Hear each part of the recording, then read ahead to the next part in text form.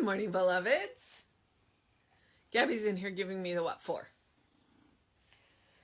Okay, I'm just thankfully just a couple of minutes late because I had physical therapy this morning. And she thinks I need one more appointment, and then of course she's going to give me the list of stretches to do for the rest of my life. And then but I will probably be released. So my knee is much better, and now we're getting the back in play, and the back, honestly, some of it is structural. I mean, I have a curve in my back, and some of it is bad habits. So I am consciously working on those. But it is December 11th. We are in the month of light, and our title today is Today I Will Walk in the Light and My Consciousness Will Be Illuminated. The sun shall no more go down, neither shall thy moon withdraw itself, for the Lord shall be thine everlasting light, and the days of thy mourning shall be ended. And that is from Isaiah 60:20. Who uses well his light, reverting to its source so bright, will from his body ward all blight. And that is from the Tao Te Ching. Which, if you haven't read it, it's interesting. They have interesting ways of saying things.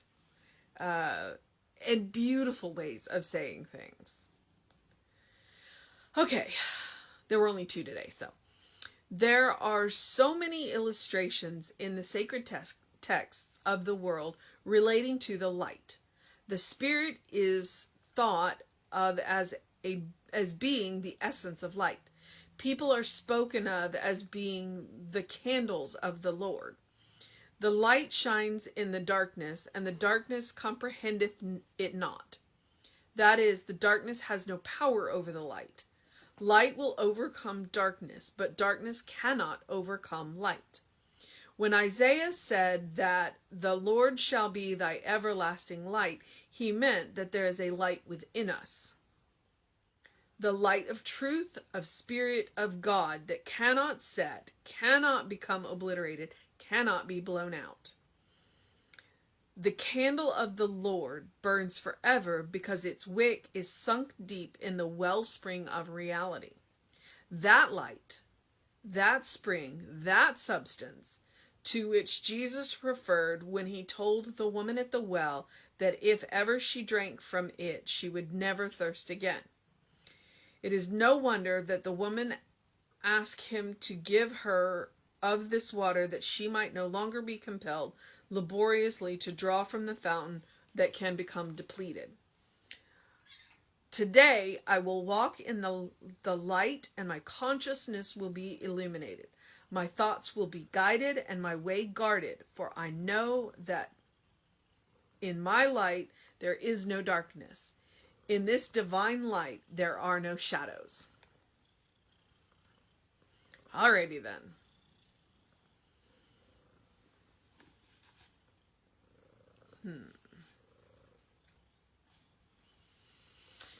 Today I will walk in the light and my consciousness will be illuminated. It's interesting if you kind of go back over your day, how many things we do on, and I'm going to use the word autopilot, how many things we do unconsciously.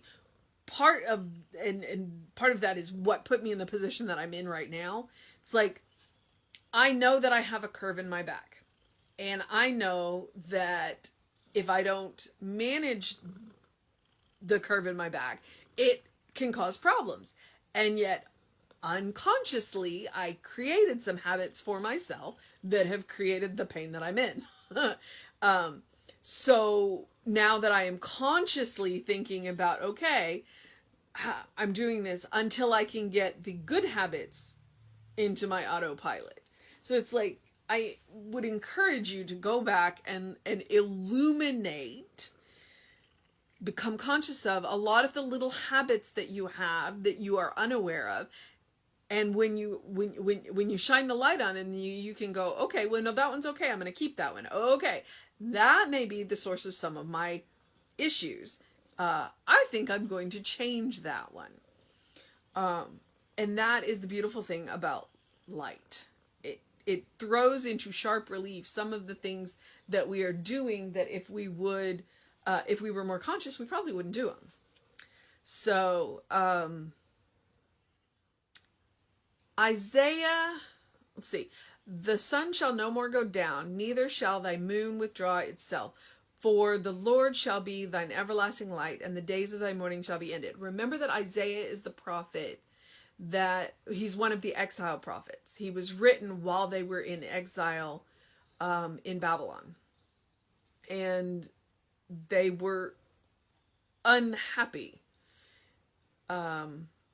And so Isaiah's like, return to your good habits, and you'll be a whole lot happier.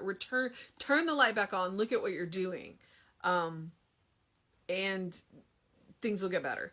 And that was just that was my interpretation. There are multiple interpretations. That's just my interpretation of it. So let me clarify that.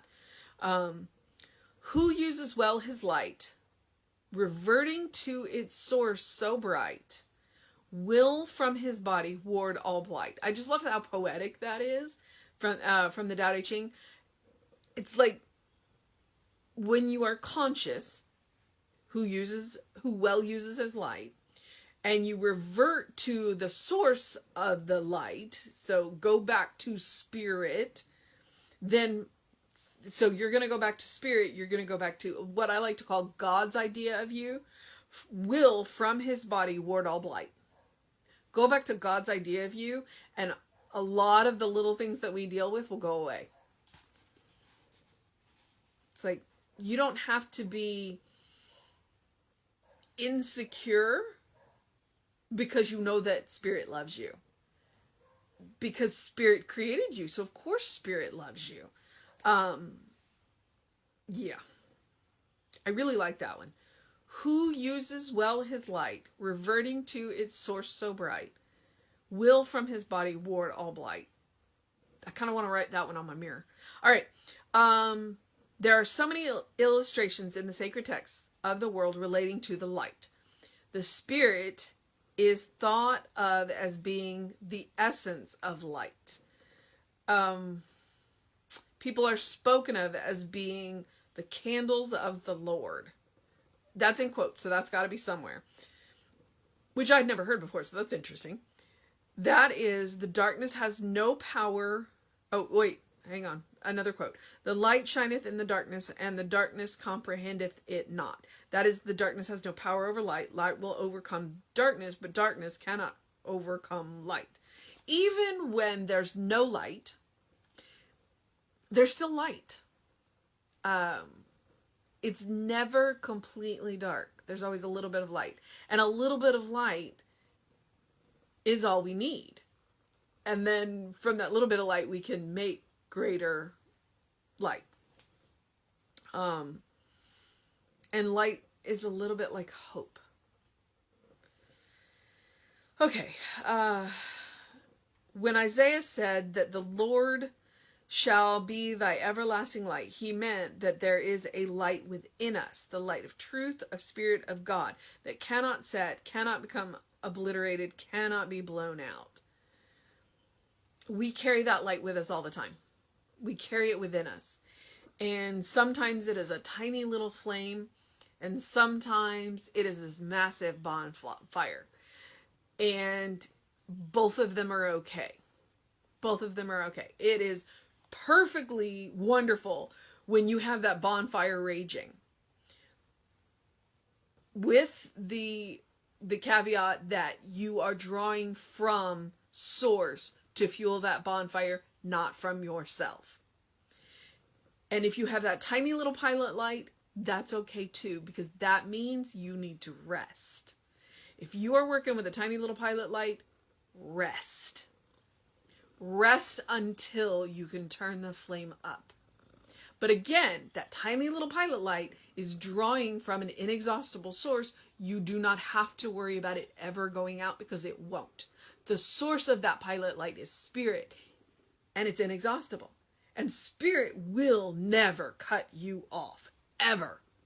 It can't, because you are part of it.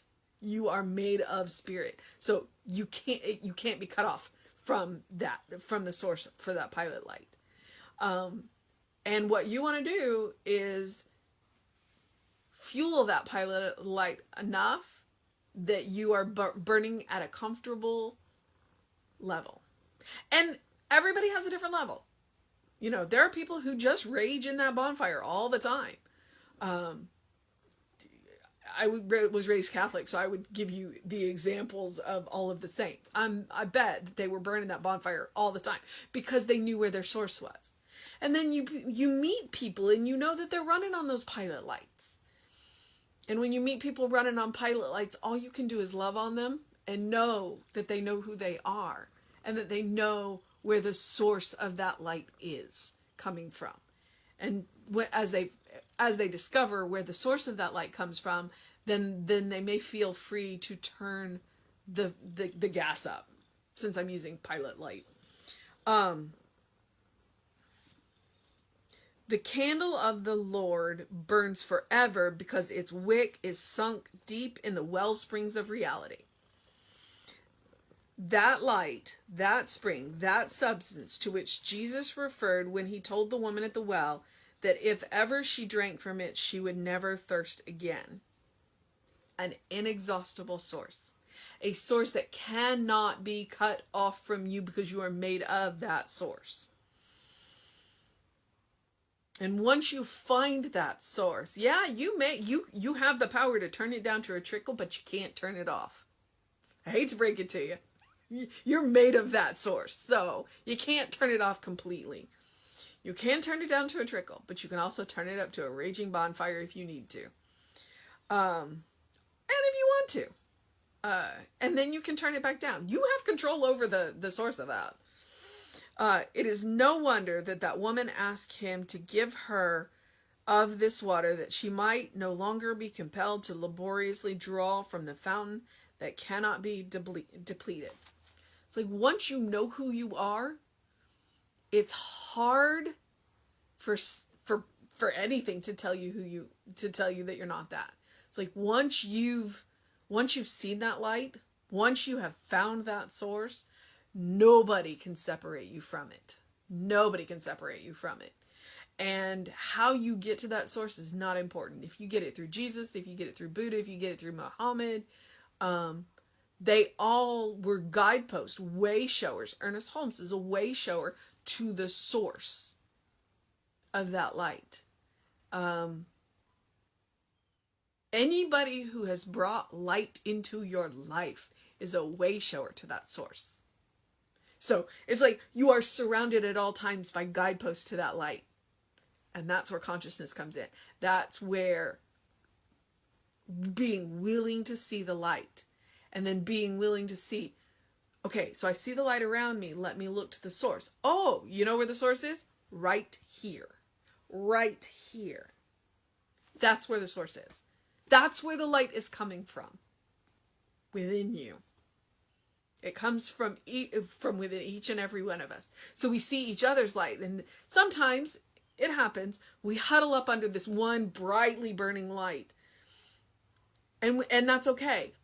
Until we can find our own. And then we become the shelter in the storm. Then we become the light in the darkness. Then we become the lighthouses to the people who need it. When we find the source of our own light. And we all have the same source. So, today I will walk in the light, and my consciousness will be illuminated. My thoughts will be guided and my way guarded. For I know that in my light there is no darkness.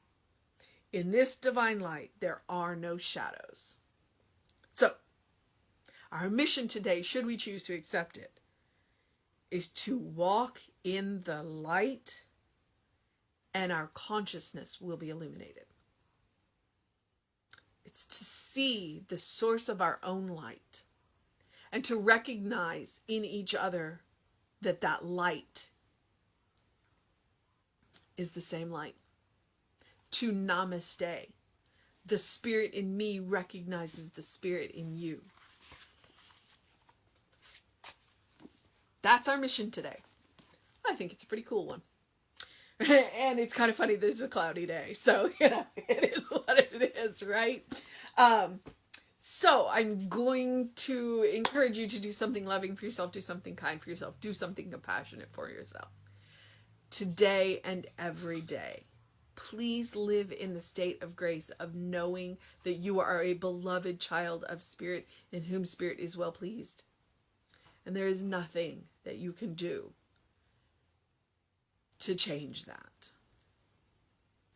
Spirit cannot judge because there is nothing outside of Spirit. You are not outside of Spirit. You are firmly in the center of Spirit, and Spirit is in the center of you. So, do something to engage your mind and your body today, as always. It looks like it might be outside of the rain, a nice enough day. Open your windows, let some fresh air in, and open the windows of your soul, and allow that breath of heaven to remind you that you live in heaven now. You live in that state of grace. And turn up that pilot light, because there is work here to be done. There absolutely is. We are working for a world that works for everybody. There is work here to be done. But the energy that we are going to draw on to do that work comes from an inexhaustible source. And it comes from a source of love. All right, beloveds, I'm going to move into the process of my day. So I'm going to encourage you to check out Reverend David at 5. I will be back at 9 a.m. tomorrow-ish. I should be. I'm still working with a physical therapist, so it'll just be a squirrel walk tomorrow. And it may be warm enough, we may see some squirrels. But before I get off, Gabby is quietly laying in the corner, so I'm going to give you a sneak peek of Gabby, my little ginger girl. Hang on. Here, where are you? Where are you? Where are you? There she is. She's like, what the heck are you doing, Mom? All right. She's one of the ones that went to all my ministerial classes. So that was Gabby. Usually you see Rita, but Gabby's a little clingy today. All right, beloveds, do what you need to do to have a wonderful day.